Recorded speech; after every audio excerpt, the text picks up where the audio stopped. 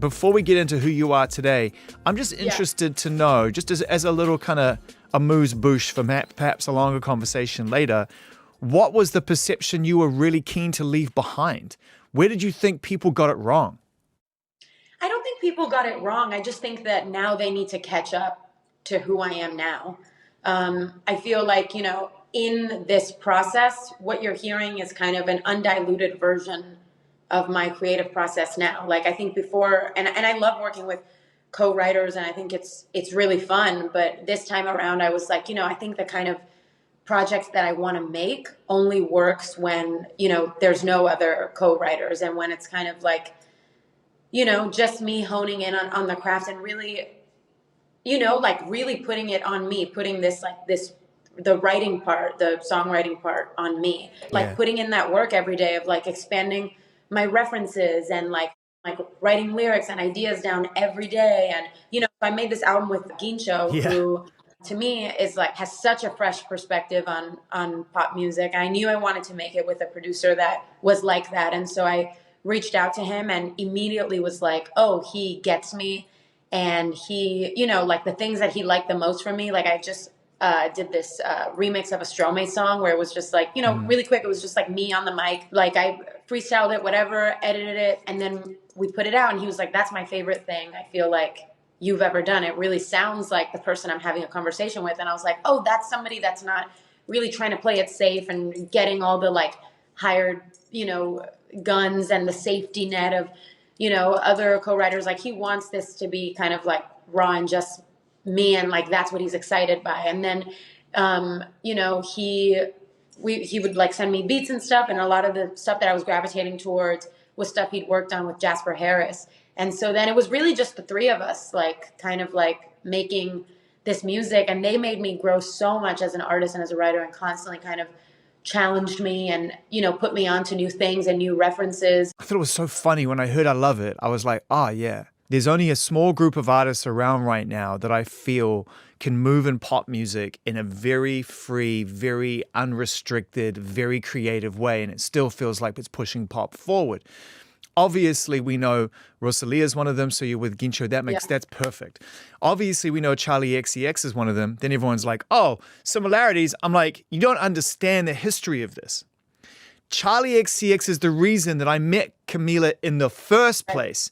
She's the one who said, Camila is the real She's a weirdo. She's an incredible top line writer. She's into full creative. I think that's a really important part too, because I think that I do feel like I'm a weirdo, and that's the music that I love, and that's the music that I feel the most proud of making. And I think I think a lot of times it comes to finding people that are weirdos too. And, Jasper's a weirdo, Gincho's a weirdo. And I think the three of us were able to just keep it in this bubble of we don't give a f***, and we're just going to do what we think is fire. That's what it is. That's the beautiful thing. It's the I don't give a f*** element of it that, look, we all know that when you come out and you're making music, there's a lot of people with the best of intentions that want great things for you.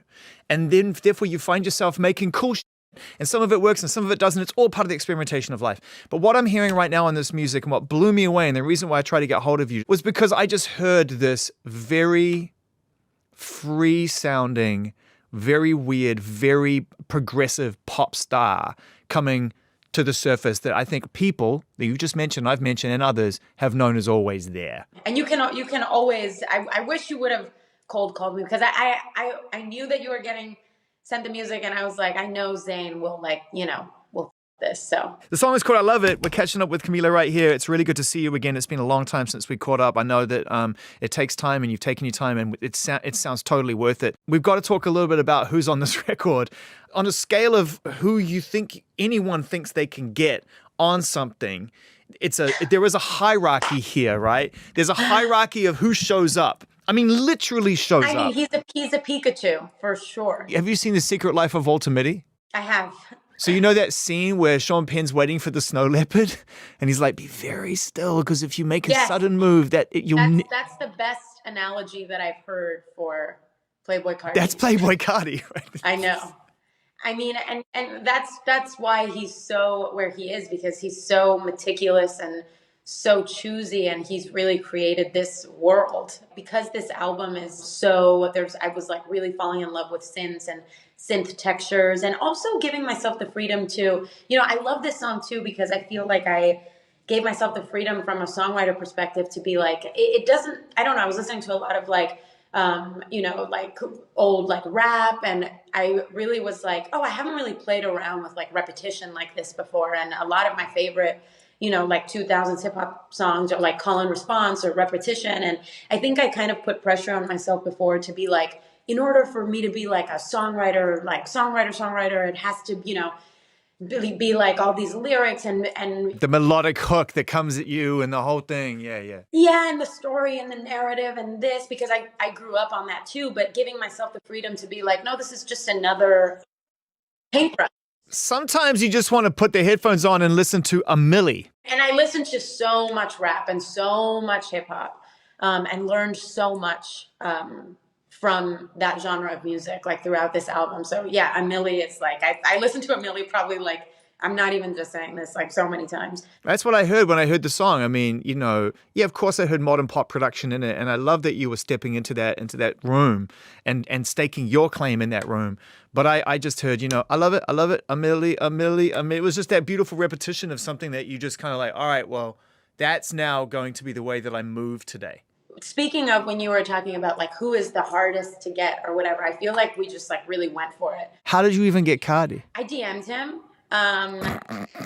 First of all, closed mouths don't get fed, and a lot of people are like, Ooh. don't even, he's like, he's mysterious and whatever, and I was just like, I'm just gonna DM him. This is such a genuine, thoughtful, tentative. It was very genuine, and then we were, we talked about Miami, because he spends a lot of time in Miami and Atlanta, and yeah, I think we just like started talking, and I think he really like loved kind of like the new visual world that I was leaning into, and I think that there's a lot of similarities, and we actually like, I feel like we are more similar than I feel like what you would think on the outside. Like when he came into the studio to, I was just like, hey, like come by, let's hang out, let me play you some music, and I played him this song because I think like we were like, me and Pablo and Jasper were like, he would just be so sick on this song, and we genuinely thought he would love the song, and he did. And we have similar ways of working, and like a lot of like, for me, my writing process is just kind of like freestyling, and then we kind of like work from that. But yeah, he just like went in the booth, and we were just like so excited. I just love that you get to spend time in the room with, like, I think if you asked somebody cold who was a fan of Cardi or Opium or any of the things that he's worked on, you would imagine that if you were lucky, you'd get a file. You'd get something on the email or on a WeTransfer, and you'd be like, oh, this is it. Whatever it is, this is it. We ain't going to get it again. This is it. And, he did it. Thank goodness he did it. Let's see if it works, and we figure it out from there. The idea that he actually came in and actually hung out with you guys and had a good time with you guys and got into the whole spirit of it, it's just very rewarding to hear that. And it was so, to me, that's been one of the most like fulfilling and exciting and like world opening parts of the album, is like just like really getting to be like in community with other artists and like talk about and dance to this song in the studio with him. Like that's my favorite part, like I'm so excited for people to hear, because I also love how like nuts his fan base is. And like since we started kind of hanging out, like his fans go so hard for him, and I love that. So I love that people are going to experience this, but my favorite part is like those memories that I have of like, I don't know, just like, meeting new people and making new friends, and like, yeah. Well, you've done the other thing. Yeah. Like anyone else in the music business who's come up and had some success, you've tried the forced friendship. I think it's like, I wouldn't even say forced friendship, but I think there's a lot of, and I really have always tried for it not to be this way, but I think in pop, there's a lot of transactional stuff. That's what I mean. Yeah, like transactional features, and it's just like it's way better when it comes from like, hey, like I've been like really music, and what's up, and let's hang out and let's talk, and if a song comes out great, like I think like that always is, I feel like, the best energy. And I think that's been a big part of this whole album process, just like curiosity. I mean, I've been in this industry for, this is like 11th year. Wow. So it's actually pretty easy to get bored and to be like, well, I've seen that. Like the whole world is surprised when a pop star or a rock star or any kind of superstar changes the color of their hair. Like it's been happening for 80 years. Like, And we love it. We love that. and David Bowie did it every song. I can understand. David Bowie was the GOAT. Character development is part of the whole thing. It's part of the whole thing. I mean, that's what Cardi is. That's why people buy into it, is because it's authentic, yes, but he's also very aware that how he totally. shows up each time is going to change people's perception of his identity, and identity shift is important. That was the one thing I have done on this album that I don't feel like, I feel like I was getting to before, but for me, I've always been just like a song-based artist. Like it's always been more, you know how like, I heard Charlie say the other day, you know, it's like artistry is more important than songs. I was like always the opposite mentality. Like I was always like, everything is about the song. Like, you know, that was everything for me. It was just isolated from the name or who did it or whatever. It was just about how does this, you know, 4-minute, whatever, 3-minute piece of music sound. And I think in this album, and I think it's because I started diving deeper into like bodies of work and artists, I was like, I love the way like Lana or Cardi or like they just like create a whole world, and it makes the music so much richer. So I think I'd attempted to do that before, but never got the full gist of it. And I learned so much from Pablo and Jasper. Yeah, it's gonna be great. I'm really glad you're here. I know that 11 years in this business is a long time for anybody, especially when you start at a young age and you've been through what you've been through. To be in a situation where you're taking risks like this and making pop music that sounds like this, man, we don't take it for granted. Thank you, Camila. It's great to see you. Bye, brother. Call me anytime.